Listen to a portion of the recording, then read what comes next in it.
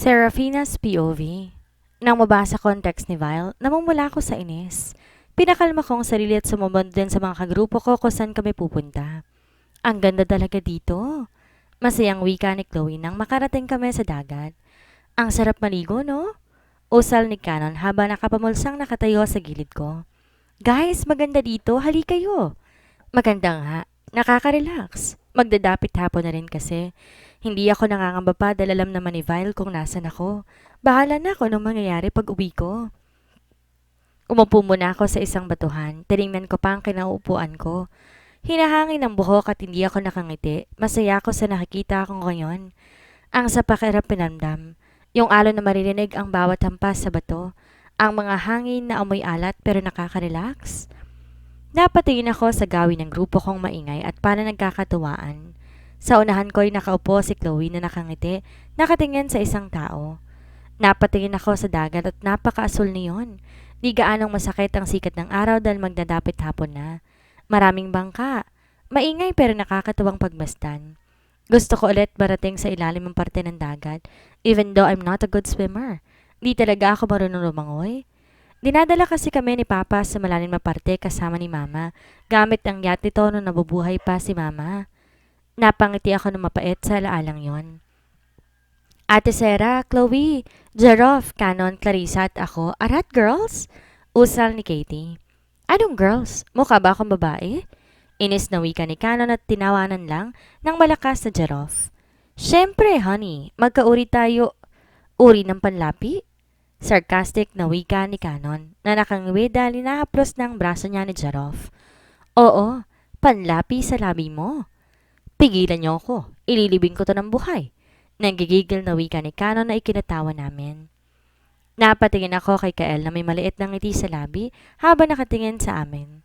Gumagawa kami ng vlog at nang matapos namin to'y kumain muna kami sa McDonald's. Walang libre-libre, mahirap lang kami. Ako lang pala? Lobat ang cellphone ni Wade kaya hindi ko alam kung ano ng oras. Kael, anong oras na? It's 5:45 p.m. Napatango ako at nagpatuloy sa paglalakad. Tahimik pero hindi naman boring. Alam niyo yon? Tahimik pero masarap sa pakiramdam. Ganito talaga pag introvert siguro. Masaya sa tahimik na lugar. Habang naglalakad, naalala ko rin yung narinig ko sa isang motivational speaker about introvert people. Na alam nila yung worth nila kaya't mahirap sa kanilang makahanap ng girlfriend or boyfriend. Matured silang mag-isip. Advance mag-isip sa sitwasyong mangyayari kumbaga ayaw nilang mapahiya o masaktan. Soft-hearted. Music ang hobby. Higit sa lahat, mahirap mag-umpisa ng conversation. Napatingin ako kay Kael na seryoso lang habang naglalakad at naka-headset. Umiling na lamang ako. Bakit ko ba naisa-isip yon? Saan ba tayo pupunta, Vile? Kanina pa ako nagrereklamo. Kanina pa kami naglalakad sa masulok na likod ng bahay nito na parang forest. Kami lang dalawa. Nakaboots ako dahil pinasot niya yun sa akin at long sleeve na color white at ang gilid brown and fit jeans. Siya rin ang bumili nun. Di ko saan natatanggapin pero pinilit niya. Dahil para naman may tubig kaming madadaanan. Hindi baha pero parang sapa. Nakasunod ako rito at kahit nagrereklamo na hindi ko pa rin mapigilang i-compliment ang suot nitong parang prinsipe lang. Nakaboots at mukhang kaming sasabak ng gera pero couple outfit? Nagkalapad ng balikat nito at ng laki ng muscle. Sobrang tangkad din na parang bata lang talaga kapag nasa gilid niya ako. Just follow me. No more talk. Anito. Napabuntong hininga ako, tiniyaan lang to. Pero dahil sa katangahan, hindi ko nakita na hindi na batong tinatapakan ko. Aray! Usal ko at naramdaman kong pinulikat ako. Napapikit sa sobrang sakit nun. Pero parang wala lang sa kanyang nagmamaldita ako na ikinainis ko. Dinig ko dito na kinadilat ko at pinanlisikan to ng mata. Ano ba? Aray! Tumingin ka kasi sa dinaraanan mo eh. Anito sa purong Tagalog. Eh di ako ng tanga. Tuluyan mo kaya ako rito, no? Wika ako at napangiwi sa sakit. Huy! Ibaba mo ako. Usal ko dahil kinaraga ako nito. Ikalawang beses na to pero ngayon ko lang na-appreciate kung gaano ito kalakas. Please, Vile. Ibaba mo ako. Nahihiya ako. Shut up, Serafina. Sa tingin mo makakalakad ka kung ibababa kita? Mas lalo tayong matatagalan. Anito. Bakit naman kasi sinama mo ako dito? Galit kong wika. Bahala siya. Hindi siguro ako magkakaganito kung di ako sinama. Your punishment. Sa bawat lapat ng skin namin, palaging parang may kuryenteng namamagitan sa dalawa. Punishment? Kung sa mansyon mo na lang kaya no, bakit pagbubunutin mo ko ng damo dun sa pupuntahan natin? Ang layo ha with effort? Usal ko na kinakunot ng noon ito, pero hindi ako sinagot. Pinakiramdaman ko ang paakot, masakit pa talaga. Napatingin ako sa leg nito at harap-harapan ko nakikita ang Adam's apple nitong napaka-attractive tingnan. Nagulat pa ako nang umiti ang labi nito. Hindi kita yung ngipin pero sapat na para lumakas ang tibok ng puso ko. Am I worth to stare? Mukha mo, asa ka? Nanginginig kong sagot dahil na huli pa ako. I think 7 seconds? Assuming, sa isip mo lang yon. Sagot ko at mas lalo ko nabaliw dahil inilabas pa nito ang mapulang dila sabay dila ng paibabang labi nito. Tao pa ba to? Hindi ka ba nabibigatan sa akin? Basa rin ako, Vile. Nababasa na kita? Pilit kong iniiba ang topic at saka kumagat ito. You're not heavy. Mababasa ka rin naman pagdating doon. Anitong ipinagtaka ko. Bakit? Ano bang gagawin ko ron? It's for you to find out. Ang sarap niyang kausap ha. Oo, sobra. Ginigigil ako. Ayos ka lang ba, Iha? Nagtatakang tanong sa akin ng isang matandang babae na makaupo ako sa lilim ng mangga. Opo, Lola. O, kumain ka muna ng saging na saba. Alam kong gutom ka na. Maraming salamat po. Habang nakatingin sa tirik na araw sa gitna ng palayan. Oo, palayan. Pinagtanim ako ng palay ng magaling na hari na si Vile. Sobrang init. Grabe yung punishment niya. It's either magbubunutan mo o kaya magtatanim ng palay. Nakakagulat nga dahil sa likod ng forest ng mansyon ni Vile, nandito mga bahay na malayo sa sibilisasyon. Napaka-peaceful at kahit pagod sa pagtatanim, ay hindi naman ako nagsisising gawin ko yon. Mahilig akong maglaro ng lupa noon kaya hindi na bago sa akin ang maghawak ng lupa. Napatulala ako sa isang lalaking nasa gitna. Parang wala dito ang init ng araw. Hindi ako makapaniwala na ang akala ko'y hanggang city, kumpanya, babae lang ang alam. Hindi ko pa to nakikitang may babaeng marunong sa gawaing pambukid. Isang mafia, nag-aararo? Isang CEO sa buong mundo, mahusay na nag-aararo. Napangiti ako at inaamin na mas talo kong nahuhulog sa kanya. Kahit malamig akong makitungo, mabait to sa mga tao dito. Napaka-imposible talaga. Pinag-isipan ko kung matatakot pa ako sa kanya dahil isa itong mafia. Pero kahit ano pang isip ko kung saan banda ako matatakot, wala talaga. Iha, nobya ka ba ni Senyorito Vile? Nakangiting usal ni Lola. Ay, hindi po. Talaga ba? Bakit naman hindi? Bagay naman kayo ah. Papatungo na si Vile sa amin na siyang ikinalunok ko. Hindi po pwede eh. Sagot ko na lang at mapait na napangiti habang inaalalang hindi ako po pwedeng mahulog sa kanya. Siguro para maging maayos ang pakikitungo nito sa akin. Hindi man ito vocal na sinabi ang dahilan. Siguro rules niya yon para patirahin niya kami ng anak niya sa mansyon at iligtas ako sa kapahamakan. At naalala kong sinabi ni Kyle ng isang araw na lahat ng nobe ni Vile namamatay na ikinababahala ko at gusto kong mag-usisa kung bakit. Ang dami nagkaka-crush dito kay Senyorito Iha. Minsan lang kasi ito magpunta at first time na may dinala siyang babae. At ikaw yun. Usal ni Lola. Sa narinig ko'y para akong nagdiwang. Para naging espesyal na araw yon pero natigil ang pagde-daydream ko nang parang mga bulate ang teenagers na kinikilig dahil nasa harapan ko si Vile. Pawis na pawis ito. Napakong palingin ko sa 8-pack abs nito at V-line na klarong-klaro dahil malawang ang suot na pang ibaba. Sobrang kurbado. Again, I think he is not human. He is mine. Ang daming saging. Bakit saging pang kinuha mo? Why? Is it wrong? Wala naman yun sa batas. Nito.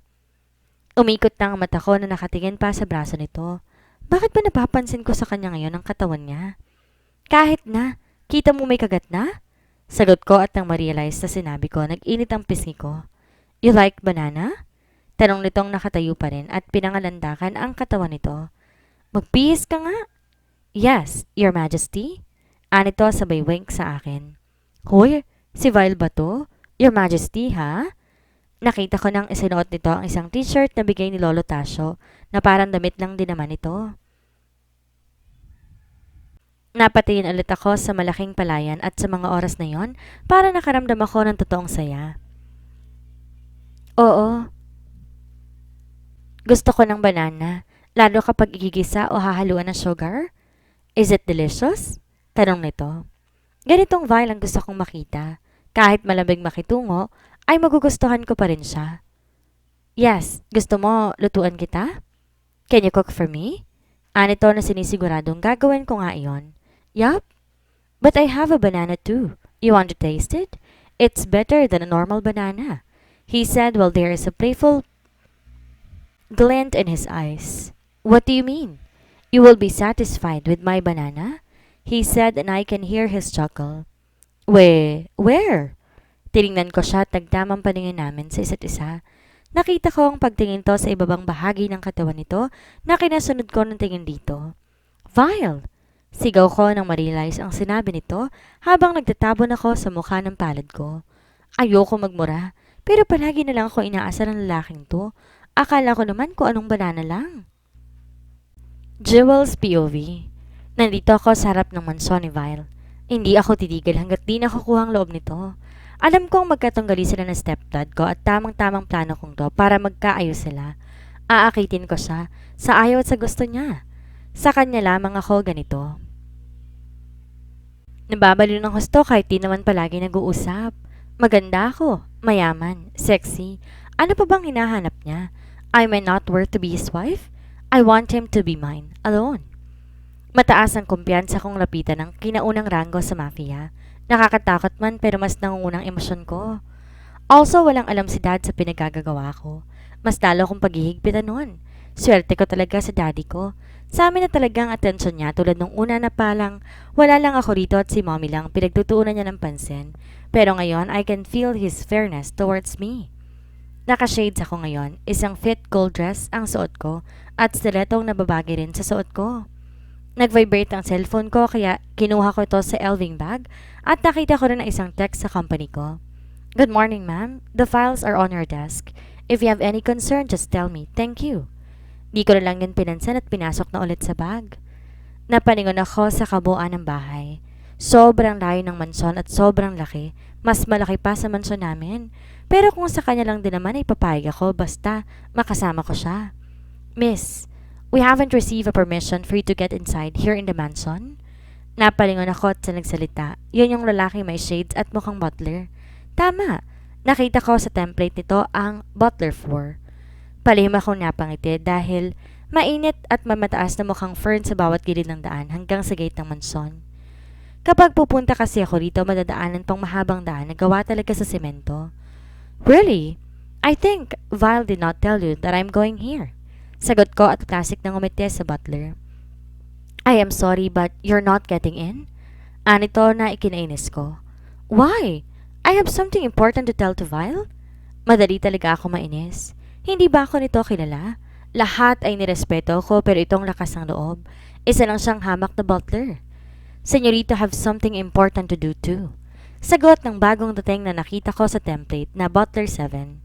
Where is he? Mas importante pa ba ang ginagawa niya kaysa sa akin? Miss, wala si Vile dito at makakaalis ka na. Nasaan ka na ba? So hard-headed. He is with his wife. Malamig na usan ng bagong dating na si Butler 1. May dalang baril at parang ini-inspeksyon yon. Imbes matakot ako sa baril nito, hindi yun nakaagaw ng pansin ko. Did I hear it right? He is with his wife? Huh, so funny. Pahabol ko dahil sa pagkakaalam ko, walang nobya o asawa pa kaya? We're telling you the truth, miss. So stay away from Senyorito because he is faithfully loyal to his wife. Usal ni Butler 4. Tinalikuran ako kasama ng butler na kasama nito. Tulala ako napatingin sa gate na sumasara na. How dare you? Sigaw ko at nagpapadyak. Asawa? Huh, humanda ka kung sino ka.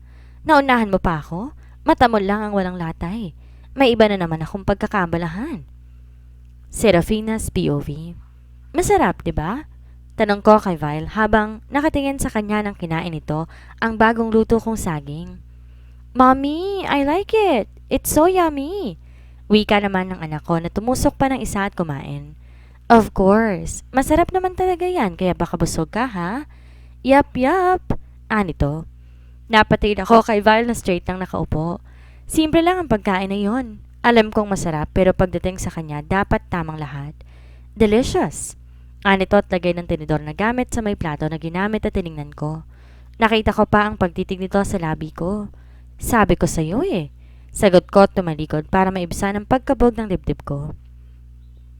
Di na ako bumalik sa pinagtatrabahuhan ko. Natuto na ako. Nag-resign na ako kahit ayoko dahil nasanay ako doon. Pero kung magpapatuloy ako, baka yun pa ang dahilan na makita na lang ako kinaumagahan na nakalutang na sa may sapa. Kael? Wala si Kael. Hindi sana ako mangingialam pero naka-curious ako sa sinusulat ko. Hindi ko yun nabasa pero nabasa kong may sulat ito. Maganda ang sulat at maganda ang pagkakastroke. Am I too late? I think so too. I chose to love you in silence because in silence I find no rejection and in silence you are no one's but's mine. May narinig akong kaluskos at tumayos ako ng upo. Napatingin sa taong naglalakad tungo sa gawi ko. Naka-hoodie to pero kilala ko. Magkaiba sila ng pabango ni Vile pero alam ko. Si Kael nga ito. Why are you here? Bakit? Masama ba? Nabasa ko yung sulat mo dyan. Pasensya na ha. Nahihiya akong usal. It's alright. Napatingin ako rito at nakapikit to at nakahilig sa upuan. Hindi pa rin ito tinatanggal ang hoodie na nasa ulo nito.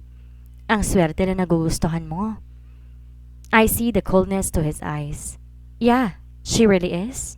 Anito at narinig ko ang lungkot sa boses nito. Maaari ko bang malaman kung bakit hindi kayo pwede? Alam kong nangingialam na ako pero yun ang lumabas sa pagiging marites ko. She have already fallen to someone, Serafina. Nag-try ka man lang ba na ligawan siya? Gusto kong batukan yung sarili ko dahil bigla na lang lumalabas ang pagkachismosa sa bibig ko. She did not know and she will never know what I feel. Tsaka talo na ako eh. Ano pang laban ko sa naiibigan nito? He said. Napatingin ako sa langit dahil sa sinabi nito. Bakit kaya pag nagmamahal tayo palaging may hadlang? Bakit kaya hindi na lang tayo hayaan? Manang Carmelita, may tanong po ako. Usal ko habang nasa library kami ngayon. Ngayon lang ako nakapunta sa gawi rito. Ano yon, Iha? Anito habang nilalagay ang libro, by title sa lamesa, sabay arrange noon sa lalagyan ng library. Mukha po ba akong kabit? Napatigil to at nanlaki ang mata. Naramdaman na ibang yayang napatigil sa ginagawa. Ay sus Mariosep, Iha, bakit mo nasabi yan? Walang asawa si senyorito at may anak kayo, hindi kanya kabit. Oo, hindi pa kayo kasal dahil nakatira ka dito at di ka pinagbubuhatan ng kamay pero hindi ka kabit? Huwag mong sabihin yan. Nag-aalalang wika ni Manang Carmelita. Yun nga pong problema eh. Hindi kami kasal. Wala kaming relasyon. May anak, oo. Tapos nakikita rin ako dito at walang ginagawa. Lahat ng gusto ko ibinibigay. Ang pagkain namin ng anak ko, wala man lang ako naging ambag. Nagmumukha po kasing nagpabuntis lang ako kay Vile dahil mayaman to. Luna Sera, hindi totoo yan. Luna Sera, tumigil ka po. Luna Sera, sa mata namin dito sa mansyon, asawa ka na senyorito. Sabay kaming napatingin sa huling maid na nagsalita. Luna Sera, naging kabit din ako, pero hindi ko ramdam pagiging kabit mo. At parang huli niya nang na-realize ang sinabi dahil nabatukan siya ng kasamahan niya. Talaga, Nicole ha? Sino namang kinabit mo ngayon? Pangaasar ng kasama nito na ikinaikot ng mata ni Nicole.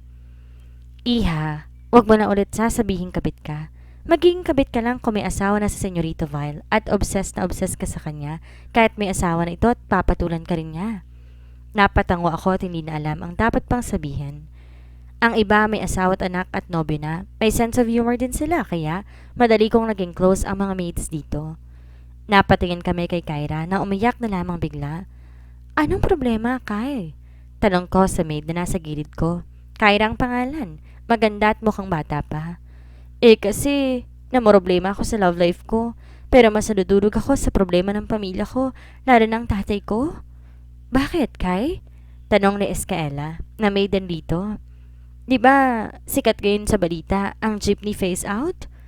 Oo, nakikita at narinig ko yung bukang bibig sa amin at dito rin sa mansyon. Usal ni Ace na isa ring maid. Jeepney driver kasi ang tatay ko eh. Hindi na siya nakatulog dahil ilang araw na lang mawawala na siya. Kami, nang hanap buhay. Nilapat ko ang kamay ko sa likod niya at pinapatahan siya. Wala man akong alam pero sa nakikita ko, sobrang apektado ni Kyra, lalo na nga at konektado to sa pamilya niya. Bilang isang anak ng jeepney driver, tumututol talaga ako sa jeepney phase-out na yan. Nagre-rely lang ang pamilya ko sa jeep at sa biyahe ni tatay everyday. Nagtatrabaho ko rito pero hindi yung sapat kahit dalawa kami nagtatrabaho. Palagi pa rin short ang budget. Anito at napayo ko. Hindi man ako anak na isang jeepney driver. I agree with you, Kyra. Mahinahon kong sabi. Magalit na ako sinang magalit. May sarili tayong opinyon. I feel you, B. Yung lolo ko, jeepney driver din. Ang lakas magsabi na i-phase out. Luluwag daw ang kalsada without knowing. Mas nalala ang sitwasyon ng mahihirap. Sabi ni Clara sabay lapit kay Kyra. Hinawakan ang balikat nito. Ako rin. Bakit kasi hindi sila tulungan ng government, no? Like maganda yung hangarin kaya lang yung financial aspect nun. Yes, mas okay kung ipoprovide nila yung emissions and safety nila rather than getting rid of it. Kukuha ang jeepney drivers ng over 2 million para sa modernization na yan? Yung kinikita nga ng tiyo ko 1K to 1.5, hindi nagiging sapat. Hala, na-nosebleed ako. Wala ako naintindihan kaya tatahimik na lang ako. Habang nakikinig ako sa kanila, unti-unti naintindihan ko na rin. Nanginginig ang mga maids na kasama ko. Mabilis silang nagsitayuan, pati na mga maids, pati na rin ako. That is bound to happen. Sacrifices are needed to make improvements. Magandang tanghali, senyorito. Sabay na wika nila sa pagkabigla kay Vile. Good afternoon too. It's about jeepney phase-out you were talking about? Opo. Yes, senyorito. As what I've said, that's bound to happen. Sacrifices are needed to make improvements. Anito't parang di ko nagustuhan ang sinabi nito. Everyone is okay with the modernization, Vile, but what makes it wrong is the condition in implementing it. Sagot ko na kinagulat ng mga maids. I can see the shock but playfulness in his eyes. There's nothing wrong with implementation. Sobrang laking time nang binigay sa mga operators. There are many programs na nilapag para tulungan sila yet they have no actions at all. Anito't nakita ko pa ang pagpasok ng kamay nito sa suot na slacks. Pero hindi ako magpapatalo. Alam mo ba na Filipino who have stable jobs does not even have that amount? 2 million? What more to jeepney drivers whose income every day is not even fixed or secured? Sarkasiko kong sagot pero parang mas natutuwa pa ito sa sinagot ko. Government na mismo nagsabi na sila ang mag-handle ng public transport pero ayaw nila. Ayaw nila ng fixed and secured income. Sagot nitong pinuto lang sasabihin sana ni Ace. Ha? Teka, yung sinabi mong programa, anong problema yon? Ilatag mo nga? Dapat hindi pahirap sa driver at operator ha? Pinipigilan ko ang inis. Naiinis ako sa kanya eh. What do you want a program to be like? Yung free units for all ba? Yung programa kung saan hindi maagrabyado ang mga jeepney drivers at mababaon sa utang. Wika ako pero nagulat ako nung lumapit to sa akin, sabay hawak sa pisngi ko. Umiiyak na pala ako sa kagigilan. Nadala ba ako na emosyon? Cry, baby. I am so sorry, okay? Don't cry. Hindi na ako lalaban pa. Anito sa mahinahong paraan. Ikaw kasi. Parang bata kong usal at nakita ko ang paglamlam ng mata nito. Hiniyaan ko lang na hilahin ako nito at yakapin, kaya't nasa bisig na ako nito. I am just testing you but it comes out you're good in debating, ha? I'm sorry. Nadala lang ako. Nahihiya ko ring sabi pero narinig ko na lamang ang pag-chuckle nito. Binabaliw mo akong lalo. Pwede na? Anito. Umalis ako sa pagkakayakap sa kanya pero nasa bewang ko ang isang braso nito kaya wala akong kawala. Ang liit ko sobra. Ha? Usal ko at napatingin pa to sa likuran ko na ikinalingon ko. Pero gano'n na lang ang pamamula ng buong mukha ko, hindi ang buong pagkatao pala. Dahil nasa likuran pa rin namin ng mga maids at kinikilig pa mga ito. Walang hiya, nakakahiya. Pwede na kitang maging misis. Bulong nito. Dahan-dahan akong lumingon sa kanya at ang namumungay na mga mata ang bumungad sa akin. Normal lang ang pamumula ng mukha ko kanina, pero ngayon para na akong sasabog sa sobrang pula. Ang dami mong mixed signals, Vile. Nahuhulog na nga ako'y mas mahuhulog at mahuhulog pa. Tapos may payakap ka pang nalalaman. Mrs., maaari bang sumigaw? Yung sobrang lakas na kapag sisigaw ako'y mahuhulog yung Bioderm at Silka na binili ko at kay Vile mahuhulog para umayos ng pag-iisip nito.